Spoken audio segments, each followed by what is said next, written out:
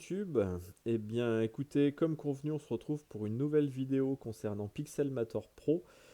J'en ai fait une précédente où on prend en main l'interface de ce logiciel que j'adore. Donc, je vous invite à la regarder si ce n'est pas déjà fait.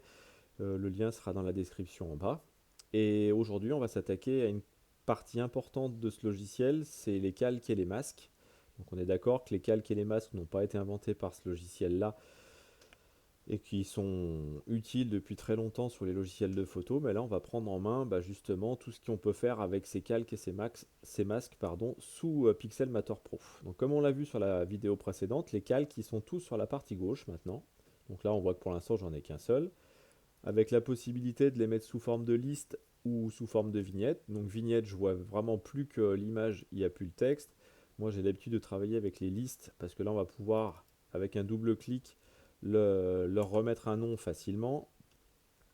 Quand on a empilé pas mal de calques comme ça, c'est assez intéressant d'avoir des noms. Et en plus, depuis les dernières versions, avec le clic droit, on a la possibilité de leur mettre des tags de couleur. Donc vous voyez, il y a un petit trait rouge qui apparaît. Donc ça peut être intéressant. Je peux très bien lui dire que pour toutes les images, ça sera un tag rouge. Pour le texte, par exemple, un vert. Pour les formes, un violet, etc., etc. Ça me permet comme ça, d'un seul coup d'œil, de pouvoir regarder tout ce qui s'y passe. Donc on parle de calque, mais un calque, à quoi ça sert et qu'est-ce que c'est? Donc un calque, c'est comme les papiers calques qu'on avait quand on était gosse, où vraiment je vais pouvoir voir par transparence, et je trouve que c'est plus difficile à comprendre que le mot layers en anglais qui veut dire couche, où là vraiment c'est des couches. C'est-à-dire que là je vais empiler des choses que je vais mettre les unes sur les autres, et comme mon œil se pose par-dessus, je vois tout ce qui est du haut vers le bas. Je m'explique. Je prends une forme, n'importe laquelle. Je la pose. Vous voyez que par défaut, elle s'est mise au-dessus de New York. Donc c'est celle que je vois par-dessus. Donc je vois le cœur et après je vois New York. Comme le cœur est plus petit, je vois les bouts de New York, etc. Par exemple, si j'avais fait le contraire, New York étant plus gros, j'aurais pas vu mon cœur, ce qui me paraît logique.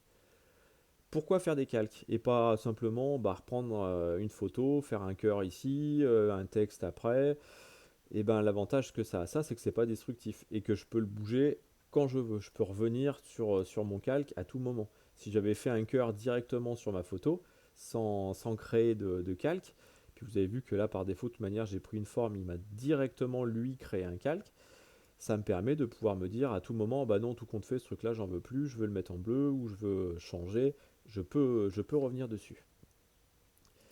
Dans les outils qui me sont proposés en accès direct ici, j'ai la possibilité de le verrouiller ou de le masquer. Donc verrouiller, je vais verrouiller cette forme, je vais plus pouvoir ce calque-là le bouger dans tous les sens. Ça peut être intéressant parce que vous verrez que par défaut, il y a une option sélection automatique qui est affichée, ce qui me permet de, quand je clique sur un des calques, il le sélectionne automatiquement. Vous voyez là, je suis sur le calque de fond. Si je déverrouille mon cœur, par exemple, quand je vais appuyer sur le cœur, je le prends aussi. Donc c'est vrai que des fois, ça c'est super pratique. Des fois, on clique sur une zone où il n'y a pas un calque prédéfini, par exemple celui du fond, et il est assez intéressant de le verrouiller dans ce cas-là. Et le deuxième petite icône rapide, c'est de masquer visuellement. Voilà, je le rends invisible, le calque que j'ai sélectionné. Donc ça c'est pareil, quand on en a beaucoup beaucoup qui sont empilés les uns sur les autres, il y en a quelques fois où on a besoin de les rendre invisibles. Si je prends les menus un par un, donc là on va prendre le menu qui est associé au calque, donc je fais clic droit. J'ai la possibilité, donc le premier truc que j'ai, c'est associer. Associer, c'est quoi? Si je prends une deuxième forme par exemple, on va prendre une autre forme pour que ça soit différencié. Et puis, allez, une autre couleur tant qu'à faire. Voilà. Voilà, si je prends ces deux formes-là, je me dis, bon voilà, elles seront toujours dans l'alignement. Alors vous voyez qu'à chaque fois que je bouge quelque chose, il y a un petit trait qui me permet de l'aligner vraiment sur le centre, de l'aligner sur le... À chaque fois, j'ai des règles qui apparaissent. Ça, c'est hyper pratique aussi. Donc là, je vais par exemple me dire, je le veux sur le centre. Je sélectionne ces deux calques-là et je me dis que je vais les associer. Donc je vais faire clic droit, associer. Maintenant, j'ai un nouveau groupe et je sais qu'ils vont tout le temps être l'un à côté de l'autre. Quand je vais les bouger en taille tous les deux, ils sont associés. Si je voulais les dissocier, clic droit, dissocier. Hop là, on va enlever celui-ci, il n'y en a plus besoin. Donc mon cœur, Je vais pouvoir le couper, le copier, ça je vous l'explique pas, tout le monde sait faire. Le dupliquer, donc j'en fais une copie. Le supprimer, le verrouiller et le masquer, c'est ce qu'on vient de voir avec les deux petites icônes qui sont ici. Les styles, ça sera l'objet de la prochaine vidéo, ça, donc je passe. Convertir en pixels. Convertir en pixels, qu'est-ce que c'est? Ce qu'il faut comprendre, c'est que quand j'ai une forme comme celle-ci, c'est un calque vectoriel. C'est-à-dire qu'à chaque fois que je vais l'agrandir, il y a des calculs qui se font pour que la netteté des contours soit toujours l'idéal et au maximum. Donc tout ça, à chaque fois, c'est des calculs. À chaque fois que je fais ça, il y a des calculs qui se font. Par contre, il y a des effets qui m'obligent à avoir quelque chose en pixels et plus en vectoriel. Donc d'où la notion de convertir en pixels. Donc si je faisais convertir en pixels, vous voyez que là, tout de suite, on ne voit pas la différence. Par contre, on commence à la voir. Si je zoome, vous voyez, on voit que les bords sont beaucoup moins nets qu'avant. Il n'y a pas eu de vectoriel de fait. Le bord, il est beaucoup plus grossier que tout à l'heure. Donc c'est à ça que sert le convertir en pixels. Donc ensuite, on a ajouté un masque. Donc ajouter un masque, qu'est-ce que c'est?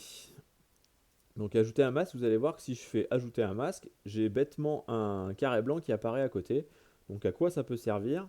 Bah, écoutez, par exemple, moi j'ai envie de faire un texte qu'on va appeler, on va être super original, on va appeler ça New York. Ce texte-là, j'ai envie que cette partie-là de mon New York soit transparente. C'est-à-dire que je voudrais que à ce moment, la statue de la liberté, je puisse voir ce qui s'y passe dessus. Donc je vais supprimer ce masque-là, j'en ai pas besoin. Et sur mon calque New York, pardon, je vais ajouter un masque. Voilà, j'ai un masque blanc qui est ici. Et je vais aller peindre en noir dans ce masque.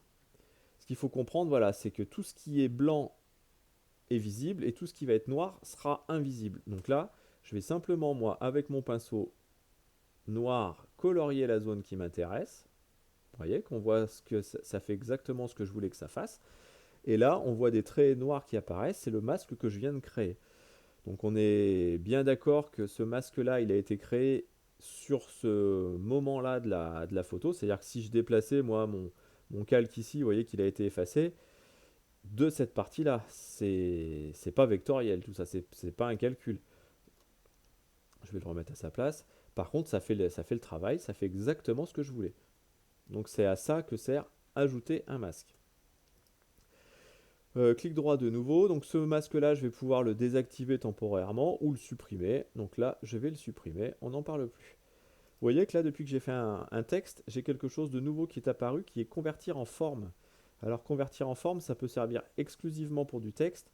Ce qu'il faut comprendre, voilà, c'est que là, quand je bouge mon calque de texte, je le bouge entièrement. Si je voulais bouger simplement mon Y et le déplacer et le mettre plus loin, mon Y, je ne pourrais pas le faire. D'où le convertir en forme. Là, vous voyez qu'il y a une petite flèche qui est apparue. J'ai toutes mes lettres les unes après les autres.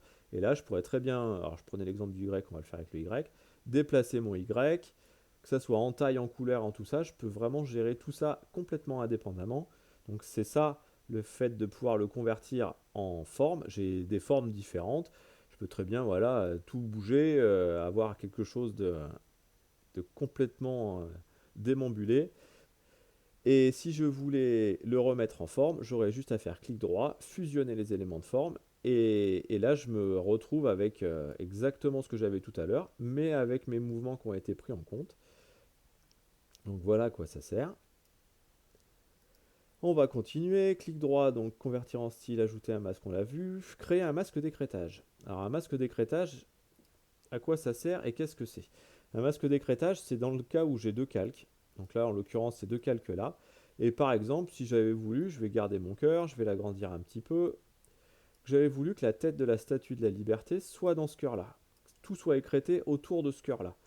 Et bien, c'est ce que j'aurais fait. Alors, ce qu'il faut comprendre, c'est qu'un masque d'écrêtage, il marche qu'avec le calque qui lui est associé dessous.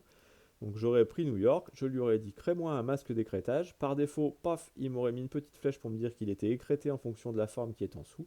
Et voilà, j'ai bien bel et bien mon cœur qui a été écrêté et ma statue de la liberté qui est derrière. Donc c'est à ça que sert le masque d'écrêtage. On va revenir en arrière. Voilà, on va reprendre mon cœur, on va le placer sur le côté, peu importe. Donc là, dans tout ce menu-là, on a tout vu. La seule chose qu'on n'a pas vu, c'est ajouter pour l'exportation. Donc ça, c'est simplement ajouter pour l'exportation un calque. Donc ça peut être un texte, une déforme, etc. Si j'avais voulu exporter que le cœur, par exemple, j'aurais sélectionné le cœur, j'aurais fait ajouter l'exportation. Et là, vous voyez qu'il a pris que le calque de tracé. Et je n'aurais exporté que ça. Donc ça, c'est intéressant. Si j'ai un texte avec lequel j'ai beaucoup travaillé les styles, etc., que je veux exporter pour utiliser plein de fois, si c'est une signature par exemple, je peux très bien le faire par ce biais-là. Donc ce menu-là, on a tout vu. Il y a une chose dont on n'a pas parlé sur les calques, c'est tout ce qui va être fusion. Alors fusion, il faut comprendre ça dans le sens où voilà, quand je vais mettre un calque sur un autre, c'est la façon de le mélanger. Donc la plus facile des choses à faire, c'est l'opacité. Donc je peux gérer ça en opacité. Donc je laisse plus ou moins passer la lumière. Donc vous voyez que là, ça interagit directement. Et après, j'ai vraiment des masques de fusion qui sont ici. Donc là, je suis en normal par défaut. Il y a des thèmes par colonne, vous voyez. Là, c'est plutôt le thème sombre, le thème clair, incrustation, différence, teinte, etc., etc. Alors ça, je ne vais pas rentrer dans les détails parce que déjà, c'est quelque chose que j'utilise très peu et je le maîtrise mal. Je vous inviterai à aller regarder, je mettrai, je pense, en lien dans la vidéo aussi, d'un youtubeur que j'adore, de Oui Oui Photo, qui explique ça sous Photoshop, mais c'est exactement le même ordre et c'est exactement la même façon de faire. Pour les gens que ça intéresse, c'est divinement fait et vous allez voir que c'est très simple à comprendre. Moi, je l'utilise très peu, donc très sincèrement, je ne sais pas si vous en aurez l'utilité. Il y a des choses qui doivent pouvoir servir. Alors l'avantage en plus de Pixelmator, c'est qu'il a toujours un mode preview, hein, vous voyez, dès que je passe dessus, je vois en instantané ce qui va se passer. Je ne crois pas que sur Photoshop, ça fasse le preview. Je dis peut-être une bêtise. Mais voilà, donc là, les masques de fusion, j'y reviens pas plus que ça. Ensuite, il y a des choses dont on n'a pas parlé dans l'outil flèche, dans l'outil organisé. Dans l'outil organisé, j'ai plein de choses qui peuvent être intéressantes pour mes calques. Donc vous voyez que là, je suis sur mon calque de cœur. J'ai la possibilité de l'éloigner ou de le rapprocher. Alors là, j'ai que deux crans parce que j'ai que deux calques. Mais vous voyez, à chaque fois que je le bouge, je le vois bouger en instantané là-haut. Donc ça, c'est comme si je prenais mon calque et je le déplaçais sous l'autre. Donc si j'avais 30 calques, et ben, je le verrais avec 30 crans différents bouger. La possibilité de faire des alignements dans les coins, etc., etc. De gérer la taille de mes calques. Donc là, j'ai des tailles en pixels avec la possibilité de forcer les proportions. La position. Donc vous voyez que ça bouge en temps réel. La rotation. Verrouiller, masquer, c'est des choses qu'on a vues qui étaient ici, donc qui sont en doublant. Associer, on l'a vu tout à l'heure quand je vous ai dit clic droit, associer, c'est la même chose. Et la sélection automatique, c'est ce dont on parlait tout à l'heure. Donc des fois, ça a besoin d'être décoché quand on travaille avec beaucoup de calques qui s'entremêlent et qu'on veut en choisir un précisément. C'est plus facile d'aller le choper dans la barre que d'aller le faire une sélection automatique. Donc voilà, ce menu-là, il peut être aussi, lui, très intéressant. Moi, je vais réactiver ça. Donc dans ce menu, on a fait le tour. Une chose qu'on n'a pas vu quand j'ai plusieurs calques, vous voyez que là, il y a des choses qui apparaissent ici. Donc ça peut servir. Alors à ce moment, ce que je vais faire, c'est que je vais agrandir le cœur. Voilà, on va prendre une autre forme, un rond par exemple, qu'on va mettre d'une autre couleur pour que ça soit très compréhensible, pardon. Tac, tac. Voilà, donc ce cœur-là, avec le rond dedans. Si je reviens sur mon outil organisé, donc si je sélectionne les deux calques en même temps, j'ai la possibilité de les réunir ces deux calques, c'est-à-dire que voilà, je les ai réunis, donc ce qui était ici a été réuni avec le reste, donc je me retrouve avec le vert qui a été dans ma forme complète. Je vais faire commande Z, je reprends mes deux calques, j'ai la possibilité au contraire de le soustraire, donc pof, je l'enlève de la forme principale. Commande Z, je reprends mes deux calques. J'ai la possibilité de le croiser. Donc là, il garde que l'endroit qui était croisé entre les deux. Donc là, en l'occurrence, que mon rond vert. Je reprends les deux. Et pour finir, exclure. Donc j'exclus que cette partie-là. Par contre, le vert de mon cœur a été sur le vert de mon rond a été sur mon cœur. Voilà, je reviens en arrière. Bah écoutez, je pense qu'on a vu pas mal de choses là-dessus. S'il y a une chose qu'on n'a pas vu ensemble, alors dont je me sers très peu aussi, mais par exemple, si je prends une photo, celle-ci, c'est une photo qui a été faite avec un iPhone en mode portrait. Donc depuis peu, Pixelmator intègre la possibilité, vous voyez, quand vous faites une photo avec le mode portrait, dans les métadonnées, il y a déjà le détourage qui a été fait pour que lui vous fasse un faux flou derrière. Donc ce masque de portrait, il apparaît directement sur ma photo, ce qui va me permettre de pouvoir, si je prenais un fond par exemple, de pouvoir aller mettre ce fond en dessous. Ah, pardon, il a été placé dessous. Et si j'active mon masque, donc je vais faire clic droit, activer le masque. Donc vous voyez, je le vois activé. Ça, faut que je verrouille celui-ci parce que sinon je vais faire des bêtises. Voilà. Moi, je veux que celui-là. Et ça me permet de pouvoir aller changer le fond directement. Donc vous voyez que c'est pas parfait, hein. On voit encore la montagne qui était derrière. Mais bon, ça permet de faire un détourage très rapidement. C'est à ça que sert ce masque de portrait. Donc, à voir à l'usage. Moi, je suis pas super fan. Vous voyez que ça fait des petits défauts, hein. Là, il y a de la transparence qu'il ne devrait pas y avoir. Sachant que vous verrez que dans un des prochaines vidéos, une des choses que Pixelmator sait faire le mieux, c'est vraiment le détourage et les sélections. Donc moi, j'ai tendance à plutôt faire ça à la main que par ce biais-là. Bah écoutez, je crois qu'on a vu tout ce que je voulais qu'on voit ensemble. Écoutez, n'hésitez pas à me laisser des commentaires s'il y a des choses dont vous voulez qu'on parle davantage. Plus il y a de retour, mieux c'est, hein. Un petit pouce bleu, ça fait toujours plaisir. Écoutez, je vous dis à bientôt. Donc la prochaine vidéo, ça sera sur les styles. C'est vrai qu'il y a pas mal de choses à faire aussi. Merci de m'avoir regardé. À bientôt.